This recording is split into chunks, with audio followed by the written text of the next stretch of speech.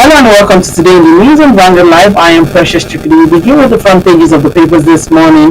Starting off with Vanguard. Vanguard is leading with minimum wage, NLC, TUC split, one different pay in zones. The writer says NLC, TUC public sector proposal range from 120,000 naira to 850,000 naira. South workers propose 850,000 naira as governors stay away. Southeast NLC wants a 540,000 naira, TUC 447,000 naira. Northwest NLC proposes a 485,000 naira as government Sean Pali. Wage increase unsustainable without adjustment in national economy, and that's coming from Southwest governors. Governors Dewey promised to implement outcome of hearings. And of course, you can see a photo story showing that Tinubu becomes grand patron of science.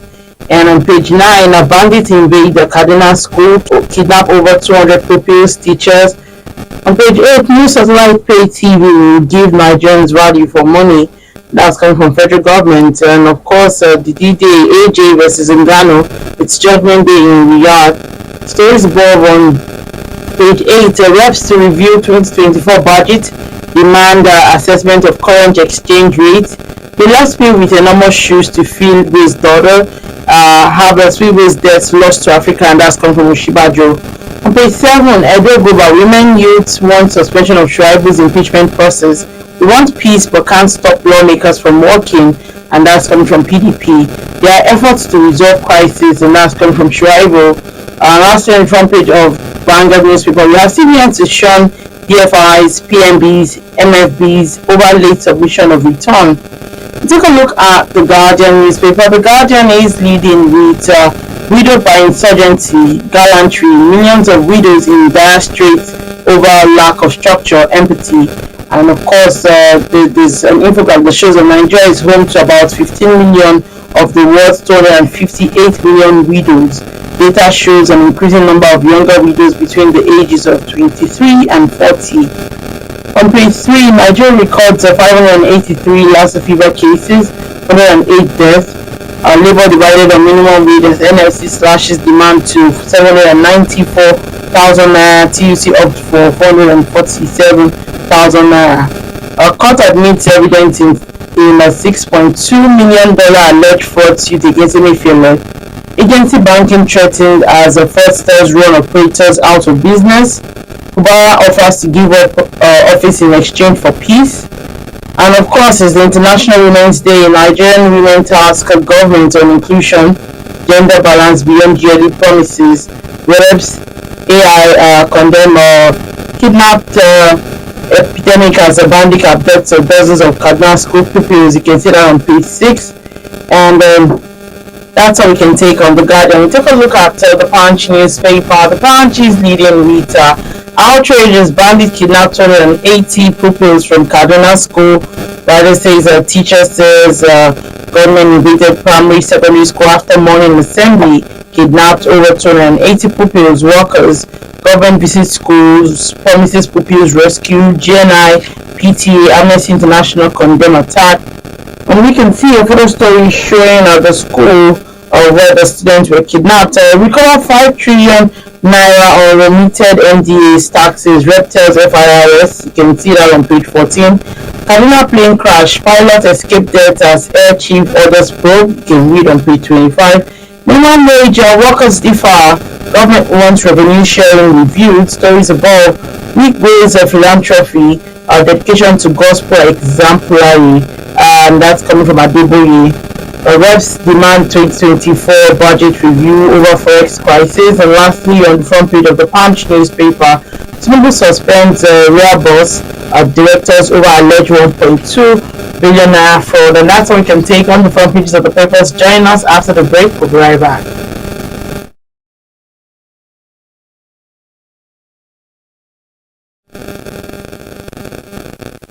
Alright, welcome back. If you just joined me still today in the News on Vanguard Live, I am Precious Chukudi. And of course, happy International Women's Day to all of our women and girls and, beautiful beautiful women across the world.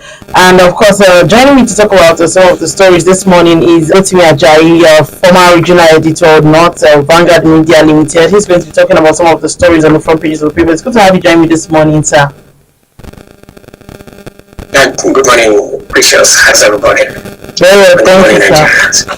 Fine, thank you. All right, let's delve in, and of course, we're starting off with organized labor. Of course, they've been having meetings, and clearly they seem to be divided over what the new minimum wage should be, with members.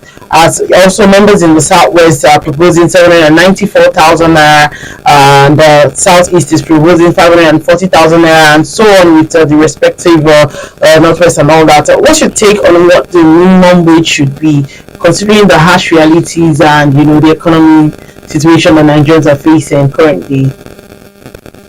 Well, good morning. First, I do not think, I'm totally in support of the fact that there is a need for us to adjust the minimum wage in Nigeria, but not just ordinary adjustment in a way that will benefit civil servants. We must ensure that this minimum wage law gets implemented across all cadres of services, of labor services, because if you say you have minimum wage and then you are paying the civil servants, let us take an average of what all the TUC, NLC people are talking about. Let's say about 600,000 naira minimum wage. This is just an assumption, you understand? And you pay civil servants that amount of money. What happens to those who are working in the non-formal sector of the economy? And let me give you an instance. You have those who are working as let me say, who are working in eateries, who are working in cafes, in restaurants, who are working in jobs, in stores. So how do you implement, how will NLC, TUC implement the minimum wage law? Because as soon as that of the civil servant is gazetted, is given to them, the next thing is that they forget totally about those who are working in the private sector, and that has been the problem of Nigeria. And don't forget, those majority of what contribute to how we live day to day in Nigeria comes from the effort or the investment of the private sector. Let me give you an instance. When you look at the issue of accommodation, housing activities, not much of government housing schemes are available in the country. Private people build their houses. So when you jack up the minimum wage to about 600,000, if at the moment you are renting a room for about 350,000, the owner of those houses are going to bump up the rent too. And then when they do that, and the ordinary people whose minimum wage still left the way it used to be will now begin to suffer.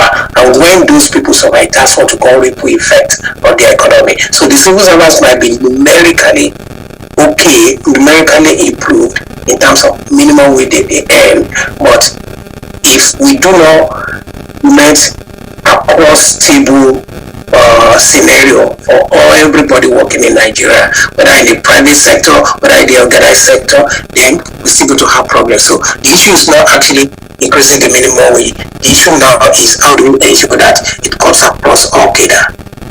Alright, with the current minimum wage, some governors can hardly even pay what is required, yet improve wages. What are your thoughts? And some people are of the opinions that each state should be allowed to negotiate with its workers on what the minimum wage should be. Yeah, we say we want to run a operation.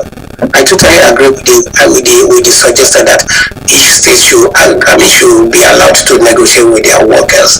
When I mean their workers, I'm talking about whether you are with the unions in the state to be able to determine what is payable, what is not payable. Let's take a state like Lagos. A state like Lagos may decide to say that I want to make my minimum wage to be like about 500,000. Why take another state like Kebbi, or another state like Katsina? Okay, how will Katsina get 500,000 naira?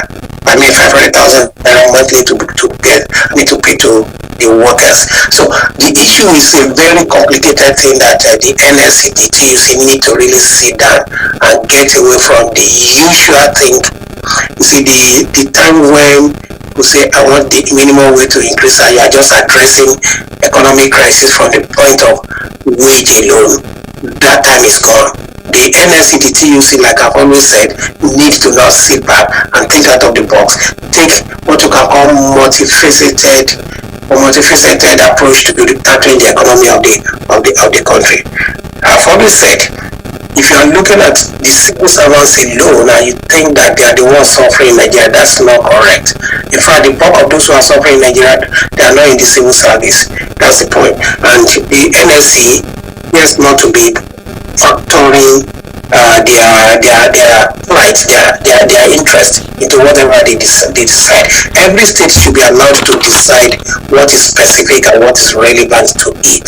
You cannot use what you call one formula fits all to the situation of the economy in the country. The cost of living in Lagos is different from the cost of living in a place like Ekiti. It's different from cost of living in a place like Kogi. When you go across to the southeast, to the north, they are all different. So we should allow proper federating formula to operate on this. Alright, moving on, of course, a sad story that we learned this morning, and that's Bandits yesterday attacked Leah Primary School in Kaduna, shooting a pupil and abducting over 200 others and teachers. And the question is, who will save Nigerians from insecurity, as it appears that it's beyond us right now? What's your take? Who will save Nigeria from insecurity, as it appears to be beyond us? Who will save Nigerians? Nigerians will have to save themselves from insecurity. Okay, we have lived long enough to throw money at our problems. We have thought that, okay, fine, when we increase the number of policemen in the country, then things will happen. And then we have done so many things that could have guaranteed what we call collective responsibility in security provision in the country. It is lamentable that our children are now are still being attacked.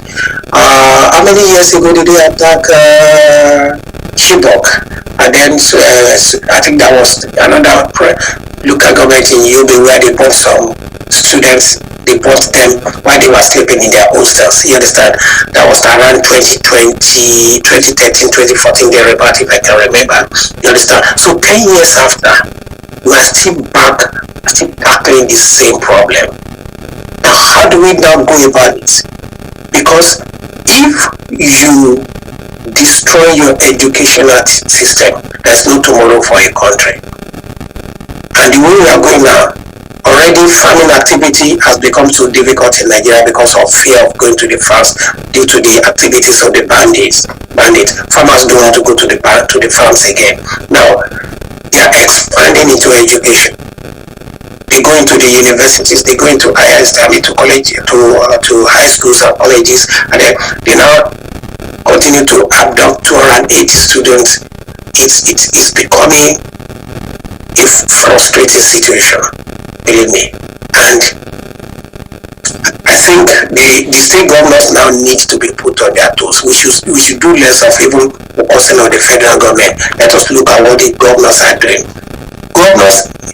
The president indicated that every state now is getting ready to establish their state police and all that. Of course, I support that totally.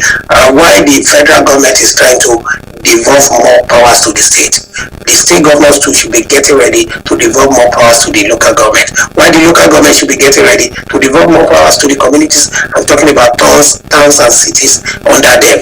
That way, we now see how we can bring up the system of community policing and see how it works for us. Because right now, if we are still approaching the problem of insecurity in Nigeria the way we used to approach it, we will continue to get the same result. Alright, so some security experts have said that Nigeria must prioritize long-term solutions aimed at addressing the root cause of insecurity. What do you think these long-term solutions are really? Well, I don't know what they mean by long-term solution, but I want to think that that kind of solution might be what we are talking about here, in which case you do what you call institutional strengthening and you do what you call cultural reorientation. Because right now, let's look at what the first story we took today, that's on minimum wage. If we decide to say the smallest amount of money being proposed by the NLC comes from the TUC in the southeast, okay, and they are talking about 447,000. Let us assume that we decide to make 447,000 naira to be the minimum wage in Nigeria, okay, and I ask, don't you think that will have ripple effect in a situation where only civil servants are empowered to get that simple amount? Myself, that I'm not in the civil service, and I have a couple of properties that I let out in terms of shops and accommodation. I'm going to jack up my own resources in order, because I need that kind of money too to be able to face what I face in the economy. That's one possible effect. So if we are looking at increasing minimum wage, in a way, we must consider how it will affect our insecurity system. Because when you look at those who are kidnapping in Nigeria today, they are not kidnapping for political reasons. They are not kidnapping because, okay, I want to enforce a political decision or a policy. They are kidnapping because they want to get money in return, ransom. Okay, so when they are demanding for ransom, they get a lot of money, and then they pump the money, to live their life and all that. So we need to change the system that make money to be the center of our operations. I've always advocated, part of the long-term solution we are talking about, we need to change our urban planning, urban layout, okay, and we need to change the way we access facilities in Nigeria. Okay, let me ask you, you are working in Vanguard. When you look at Vanguard, they pay you your money and all that.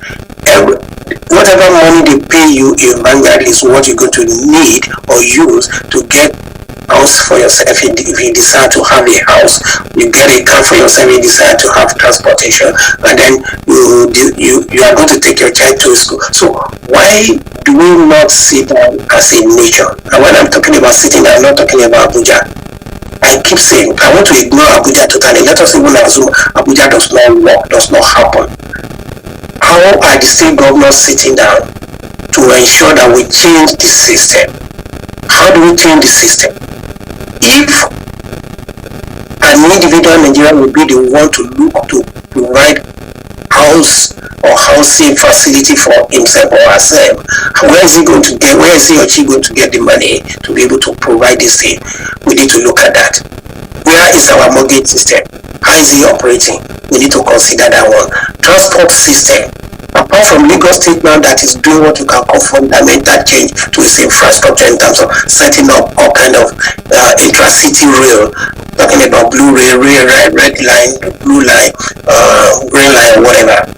No other state in Nigeria that I know is embarking on things like that. They would rather go and buy some crazy vehicles from China, from Taiwan, from wherever, and distribute it to drivers and say they are assisting and empowering them. That is not mass transit.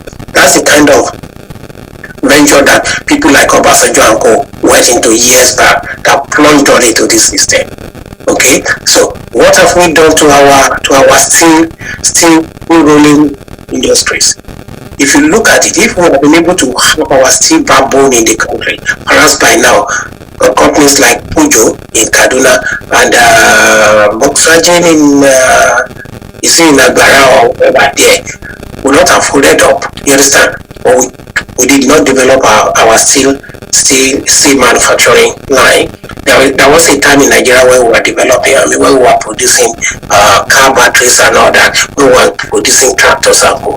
These are some of the things we need to go back to. This might be some of the long-term solutions that this week we are proposing. Alright, some persons are also of the opinion that just maybe some security agents are not, really clear on their roles and responsibility, as they really need to be effectively coordinated. What do you make of that?